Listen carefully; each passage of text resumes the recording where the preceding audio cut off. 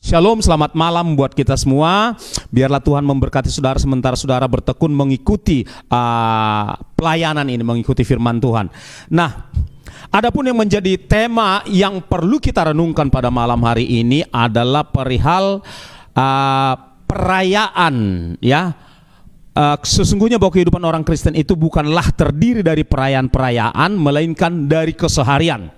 Nah, saudaraku, kita ingin melihat sejenak perihal perayaan, yaitu bangsa Israel.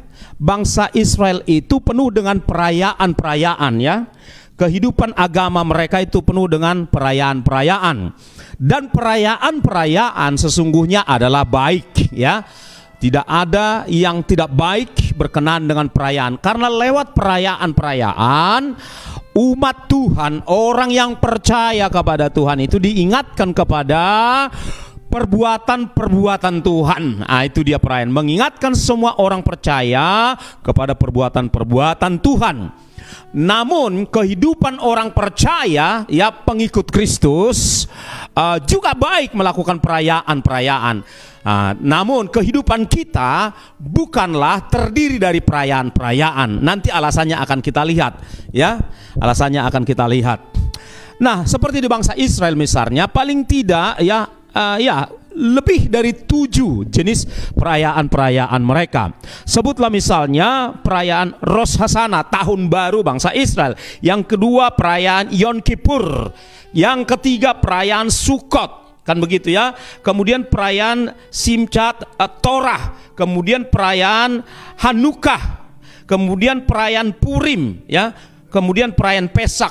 Nah, saya ulangi, perayaan Rosh Hashanah itu tahun baru mereka, ya. Kemudian Yom Kippur berbicara tentang perayaan penebusan, kan begitu, ya. Lalu Sukkot berbicara tentang perayaan pondok daun, kan begitu, kan. Kemudian perayaan Simchat Torah itu berbicara tentang mereka mengingatkan betapa pentingnya Torah dan seterusnya. Kemudian perayaan Hanukkah, yaitu perayaan pentahbisan. Nah, kemudian perayaan Purim, pembebasan bangsa Israel. Kemudian perayaan atau peringatan Pesak, hari Paskah mereka. Nah, saudaraku, semua ini, ya, tentu ada yang lain lagi. Semua ini, perayaan-perayaan ini, saudara-saudara, sesungguhnya sudah digenapi di dalam Yesus Kristus. Ya, ini perlu kita tekankan. Semua perayaan-perayaan daripada bangsa Israel ini sudah digenapi di dalam Tuhan Yesus Kristus, ya kan? Semua sudah digenapi di dalam Yesus Kristus. Namun mereka sampai hari ini masih terus merayakan ini karena mereka masih menantikan kedatangan Sang Mesias. Nah, karena mereka masih menantikan kedatangan Sang Mesias, ya, mereka terus merayakan ini. Dan sesungguhnya ironisnya Bapak Ibu Saudara, bahwa bangsa Israel ini meski mereka merayakan ini semua, dan ditambah dengan keahlian mereka untuk memahami seluruh Alkitab Perjanjian Lama mulai dari Kejadian hingga Maleakhi, karena mereka adalah orang Israel, orang Ibrani, jadi mereka sungguh memahami semua detail daripada aksara Ibrani ini, ya. Mereka bisa meneliti, tapi apa yang dialami oleh bangsa Israel, mereka itu hanya penuh dengan pengetahuan tentang kitab itu. Namun mereka tidak berjumpa dengan pribadi yang diberitakan oleh kitab tersebut. Sebutlah misalnya kitab Kejadian, di sana ada Yesus, ya. Di pasal 1 saja ada Yesus. Di kitab Keluaran, ya, di situ ada Musa yang membebaskan bangsa Israel keluar dari Mesir.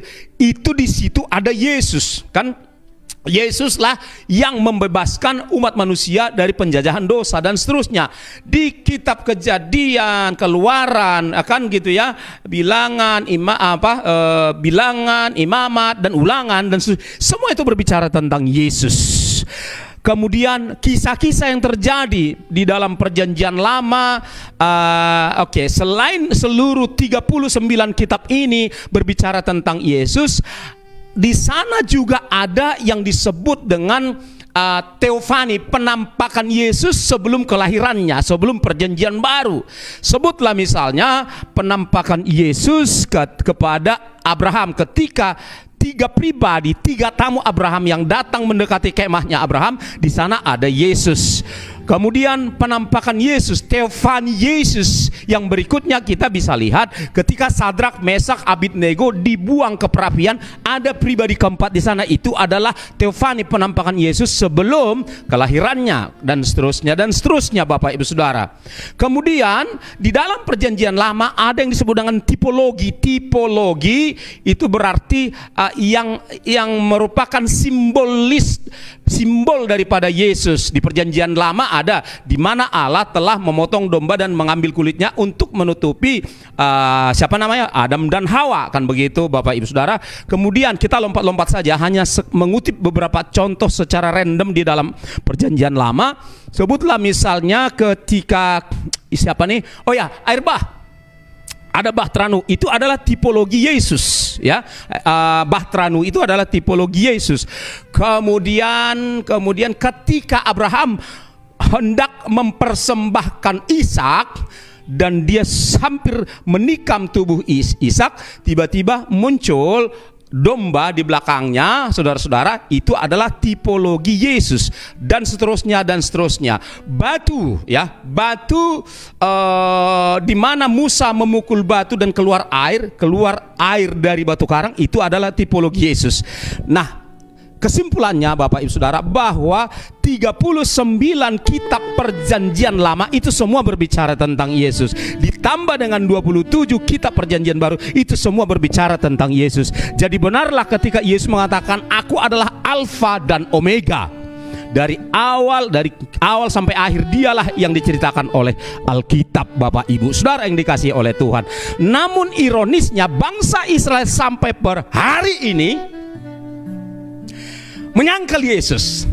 Kalau sekadar menyangkal masih mendingan, tetapi mereka menghujat, ya. Mereka sampai hari ini menghujat Yesus. Artinya mereka adalah orang yang merayakan, tapi yang dirayakannya tanpa dia sadari adalah pribadi Yesus. Tapi mereka menyangkali itu. Yang mereka selidiki di 39 kitab perjanjian lama adalah Yesus, tapi mereka menyangkal sampai hari ini. Itu saudara-saudara, sampai-sampai bangsa Israel ini tidak mengenal yang namanya New Testament atau Old Testament. Mereka hari ini menyatakan tidak ada Old Testamentan, yang adalah the only testament, bukan the Old Testament tapi the only testament. Itu bangsa Israel, bangsa yang rajin merayakan hari-hari perayaan agamanya, bangsa yang rajin menyelidiki Alkitab. Tetapi mereka tidak berjumpa dengan pribadi Tuhan Yesus. Sekarang kita beralih kepada umat pilihan perjanjian baru, Kristen. Orang Kristen pun merayakan sejumlah hari perayaan kekristenan, ya. Natal dirayakan, itu baik adanya. Kemudian kematian Yesus dirayakan. Kemudian kebangkitannya pada hari yang ketiga dirayakan. Kemudian kenaikannya dirayakan. Lalu kemudian hari Pentakosta dirayakan. Paling tidak ada 5 perayaan besar orang Kristen. Semua baik. Namun perlu kita katakan, kita tegaskan bahwa kehidupan kita bukan terdiri dari perayaan. Alasannya sangat logis dan sangat sederhana. Kalau bangsa Israel itu hanya merayakan katakanlah 7 sampai 10 katakan perayaan dalam setahun, berarti dia hanya jumpa dengan Tuhan Yesus, atau dia hanya beribadah dengan Tuhan Yesus hanya 10 kali dalam setahun. Kita pindah ke Kristen. Kalau orang Kristen, kehidupan kekristenannya hanya waktu perayaan itu. Dia Kristen hanya pada waktu hari Natal, pada waktu hari kematian, pada waktu hari kebangkitan, pada waktu hari kenaikan, dan pada waktu hari Pentakosta. Berarti dia cuma 5 kali menjadi Kristen setiap hari. Saudara-saudara, dia hanya 5 kali dalam setahun menjadi Kristen. Ini perlu kita koreksi. Ini perlu benar-benar kita koreksi kehidupan kita sebagai orang percaya. Adalah sangat menyedihkan kalau kita hanya Kristen 5 kali dalam setahun.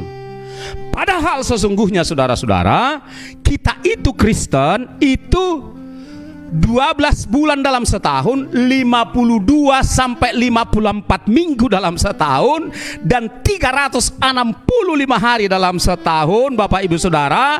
Dan setiap hari kita Kristen itu 365 kali dalam setahun, dan 24 jam dalam sehari kita adalah Kristen. Sebutlah misalnya dokter, ya. Profesi dokter paling tepat menurut saya. Dokter, walaupun dia sedang tidur, sedang pulas tidur di kamar tidurnya, ya, dia tetap dokter. Dan sampai dia dihantar ke kuburan pun, dia tetap disebut dokter Anu, karena sampai akhir hidupnya dia tetap melayani sebagai dokter. Dia tidak hanya dokter ketika buka praktek dari jam 5 sampai jam 9 malam. Enggak, 24 jam seorang dokter adalah dokter. Demikian juga Kristen, dia adalah Kristen 24 jam. Kristen tidak Kristen hanya 2 jam dalam seminggu ketika dia datang ke rumah ibadat. 168 jam seminggu dia adalah Kristen. Di dalam rumah dia adalah Kristen, di dalam kamar tidur dia adalah Kristen, keluar dari pintu rumahnya dia adalah Kristen, ketika di jalan dia adalah Kristen, saksi Kristus, pengikut Kristus. Ketika dia bisnis adalah Kristen. Makanya seorang bisnismen harus menjadi Kristen, harus menjadi pengikut Kristus, taat kepada firman Kristus, walaupun dia bisnismen, walaupun dia pegawai negeri, pegawai pemerintah, walaupun dia aparat negara atau aparat pemerintah, walaupun dia seorang swasta, apapun profesinya, dia adalah Kristen 24 jam. Kristen 24 jam. Kristen 24 jam. Itulah Kristen. Jadi Kristen bukan hanya pada hari-hari perayaan. Kita bisa lihat ketika Natal, bulan Natal, itu setiap gereja wajib membuat tenda di luar, karena pada hari perayaan Natal itulah banyak orang Kristen menjadi Kristen. Sehingga ada orang yang menyebut mereka, ya, menyebut Kristen Natal. Demikian juga di hari Paskah atau hari kematiannya, itu pada hari Jumat, ya, yang orang bilang Jumat Agung, sebenarnya nggak ada Jumat Agung. Cari di Alkitab, saya tantang saudara, cari di Alkitab, tidak ada Jumat Agung. Itu bukan konsep Alkitab. Tapi sudahlah, karena Yesus tidak mati pada hari Jumat. Kalau saudara teliti sejarah, dia mati pada hari Kamis. Semua pakar sejarah lebih condong meyakini dia mati pada hari Kamis. Jadi lepas dari itu, baiklah, saya hanya ingin menekankan bahwa Kristen tidak hanya Kristen ketika memperingati hari kematian Tuhan Yesus, ketika memperingati hari kebangkitan Tuhan Yesus, ketika memperingati hari kenaikan Tuhan Yesus, ketika memperingati hari pencurahan Roh Kudus atau hari Pentakosta. Kristen bukan di situ. Setiap hari, 24 jam sehari, Anda dan saya adalah Kristen. Yang setuju katakan amin. Yang setuju dipersilakan untuk like, subscribe, dan komen. Iya, saudara-saudara. Ini perlu perenungan ini untuk mengoreksi kesalahan yang sudah berlarut-larut kita lakukan, supaya kita sungguh-sungguh tahu bahwa setiap hari kita adalah saksi Kristus. Kita adalah pemberita Injil. Bukan, tidak ada hanya penginjil yang memberitakan Injil. Tidak ada istilah dalam kamus kekristenan hanya pendeta yang bersaksi. Anda adalah Kristen, Anda adalah saksi. Anda kalau Kristen, Anda adalah penginjil. Haleluya. Ada amin saudara-saudara. Semua kita penginjil, semua kita saksi. Jadi tolong ya, jangan semuanya diserahkan kepada pendeta, kepada gembala. Dia penginjil, kan begitu ya, dia saksi. Dia berkhotbah dan mengajar, dia mimpin pujian, dia ngutip kolekte, dia melakukan penguburan, mati dia cepat. Ada masalah, telepon pendeta, jemaat tinggal amin-amin, tinggal terima beres. Tidak seperti itu saudaraku. Kita harus tinggalkan konsep berpikir seperti itu. Kita Kristen, karena Markus 16 ayat 16 berkata, tanda-tanda orang percaya, meletakkan tangan atas orang sakit sembuh, mengusir setan, setan pergi, dan seterusnya. Tanda-tanda orang percaya, bukan tanda-tanda pendeta, bukan tanda-tanda penginjil. Oleh sebab itu sadarilah bahwa engkau lalai. Saya mau katakan, engkau lalai menunaikan tugasmu sebagai Kristen jika engkau tidak menghidupi hidupmu sebagai Kristen 24 jam. Sebagai penginjilkah, sebagai saksikah, dan sebagai terangkah, sebagai garamkah, sebagai berkatkah, sebagai tulisan yang dapat dibaca oleh semua orangkah? Jika engkau tidak melakukan, engkau adalah Kristen yang lalai. Dan saya tidak tahu apa yang menjadi upah Anda nanti. Karena Anda tidak melakukan itu, berarti Anda gagal menjadi pengikut Kristus. Ya, yang tidak setuju katakan amin. Setuju nggak setuju katakan amin, saudara-saudara. Dan jangan lupa di like, di komen, di subscribe, share. Iya saudaraku, iya, kita harus sadar betul itu. Jadi apa yang ingin kita simpulkan? Yang ingin kita simpulkan bahwa hidup kita ini adalah Kristus, ya. Hidup yang kuhidupi sekarang adalah Kristus, kata Paulus. Ya, jadi harus Kristus itu yang kita hidupi, bukan tanggal-tanggal perayaan itu. Itu hanya kita peringati untuk menstimulasi kita. Tetapi esensi kekristenan kita bukan terletak pada tanggal merah. Yang setuju katakan amin. Bukan tanggal merah kekristenan. Memperingati itu baik untuk mengingatkan kita, yes. Tetapi kekristenan kita adalah 24 jam dalam sehari dan 365 hari dalam setahun.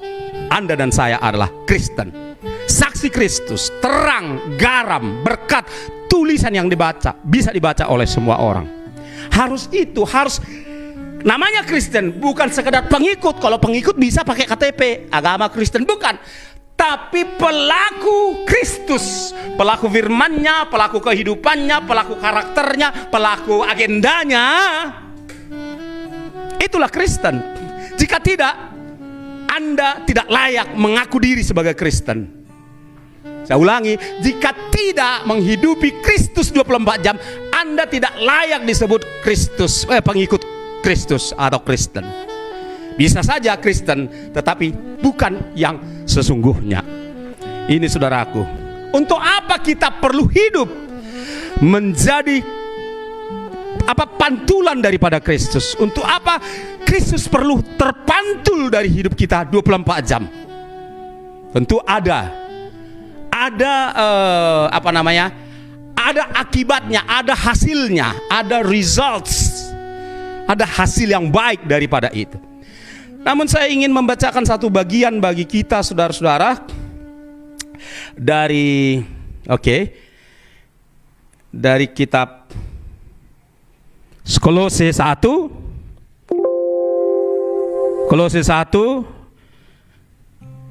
yang perikopnya keutamaan Kristus. Saya akan bacakan secara cepat dan setelah itu kita akan berdoa.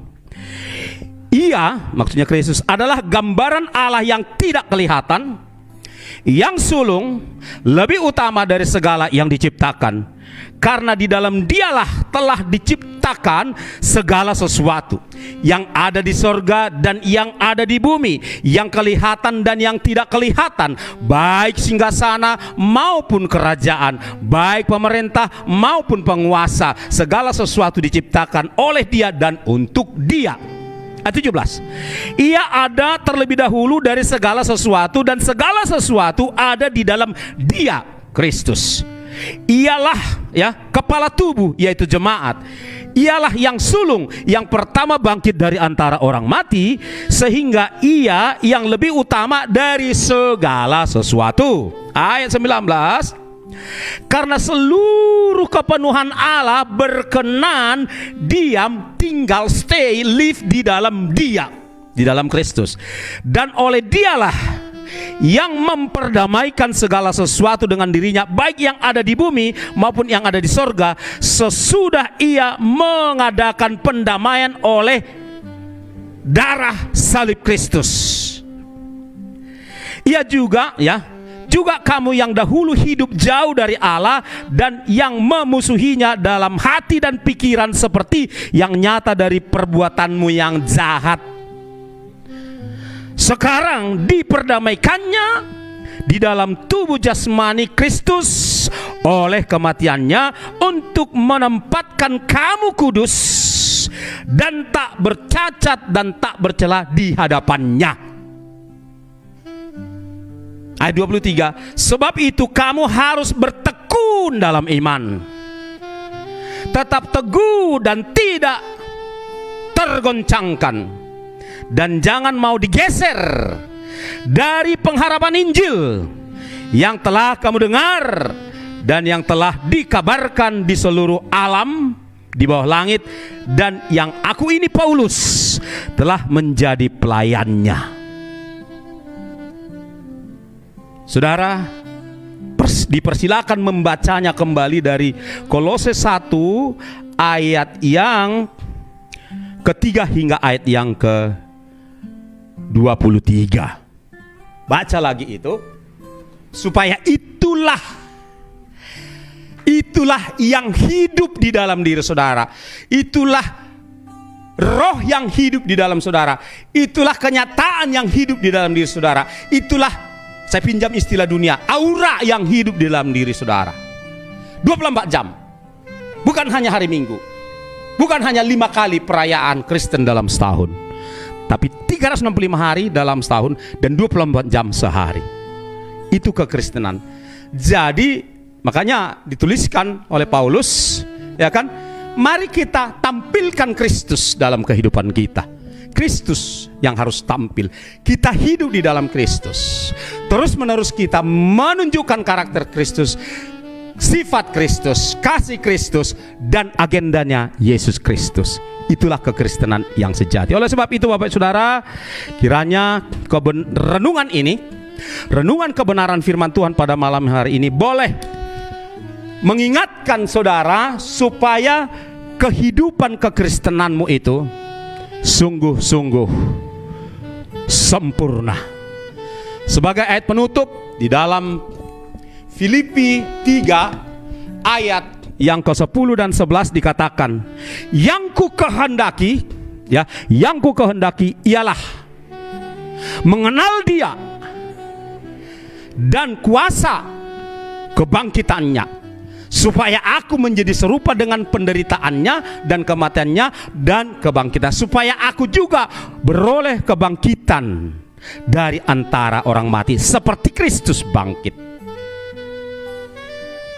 Supaya saudara tidak sia-sia menjadi Kristen, biarlah Kristus hidup melalui hidup saudara.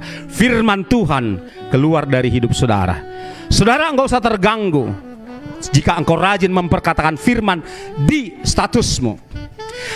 Dan saudara nggak perlu ragu, nggak perlu terganggu kalau ada yang sinis. Teruskan saja. Karena tiap kali saudara memperkatakan firman, firman itu ibarat pedang bermata dua. Itu bisa kena kepada orang, tapi kena juga kepada kita. Orang lain diberkati, kita juga diberkati. Orang lain dikoreksi, kita juga dikoreksi. Bagi saudara yang sinis terhadap kebenaran firman Tuhan di medsos, malam hari ini Tuhan mengingatkan saudara, bertobat. Bertobatlah terhadap sinisme akan firman Tuhan di Facebook. Kalau hanya membaca saja saudara sinis, apalagi menghidupinya. Oleh sebab itu Bapak Saudara, Saya teringat akan apa yang dikatakan oleh Paulus. Adakah aku menjadi musuhmu kalau aku menyatakan kebenaran? Juga dalam Amsal dikatakan, lebih baik teguran nyata-nyata daripada kasih yang diam-diam. Jadi Bapak Ibu Saudara, kiranya diberkati dengan renungan kita pada malam hari ini. Tidak hanya diberkati, tapi saudara menghidupinya dan membawa dampak kepada seisi rumah, tetangga, dan dimanapun saudara bekerja. Tuhan Yesus memberkati kita semua. Roh Kudus menolong kita semua untuk menjadi pelaku firman Tuhan, untuk menjadi Kristen keseharian, bukan Kristen perayaan-perayaan.